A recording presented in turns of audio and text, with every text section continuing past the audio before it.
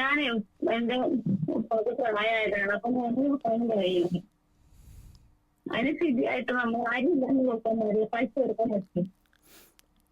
ആ, എത്ര പ്രായമായിട്ടുണ്ട്? ഇനി നോറ്റ് വീട്ടാൻ അത് കഴിയാത്ത 90 വയസ്സിന് മുകളിലായി. നല്ല പ്രായമായിട്ടുണ്ട്. അപ്പോൾ ഇനി നോറ്റ് വീട്ടാൻ കഴിയൂല. ഒരാളുണ്ട്, കുറച്ച് വർഷങ്ങളായിട്ട് ഇങ്ങനെ കൊടുക്കാൻ തന്നെയാണ്. ആ, പക്ഷെ പൈസയാണ് കൊടുക്കുന്നത്, അത് ആര് തന്നെ കൊടുക്കുന്നത്. ഇതുവരെ പൈസ കൊടുത്തത് മതിയാകും. പക്ഷേ ഇനി മുതൽ പൈസ കൊടുക്കാതെ അതിന് അരി തന്നെയാണ് നമ്മൾ കൊടുക്കേണ്ടത്. ഭക്ഷണമാണ് റസൂലുള്ളാഹി സ്വല്ലല്ലാഹു അലൈഹി വസല്ലം നിശ്ചയിച്ചിട്ടുള്ളത്. അപ്പോൾ അത് ഓരോ ആഴ്ച കൂടുമ്പോഴും ഒരാഴ്ചത്തെ നോമ്പിൻ്റെത്, അല്ലെങ്കിൽ ഒരു 10 ദിവസം കൂടുമ്പോൾ ആ 10 ദിവസത്തെ നോമ്പിൻ്റെത് ഒരു 10 കിലോ അരി എന്ന നിലക്ക് നമ്മൾ കൊടുക്കുക. ഒരു 750-800 ഗ്രാമേ ശരിക്കുള്ളൂ. നമ്മളൊരു സൂക്ഷ്മതയ്ക്ക് വേണ്ടി 1 കിലോ ആക്കിയിട്ട് ഒരു 10 ദിവസത്തിന് 10 കിലോ അരി എന്ന നിലക്ക് നമ്മൾ പാവപ്പെട്ട ആളുകൾക്ക് കൊടുക്കുക. അതാണ് അതിൻ്റെ ഏറ്റവും ശരിയായിട്ടുള്ളത്. നേരത്തെ കൊടുത്തത് അത് തന്നെ മതി ഇൻഷാ അല്ലാ.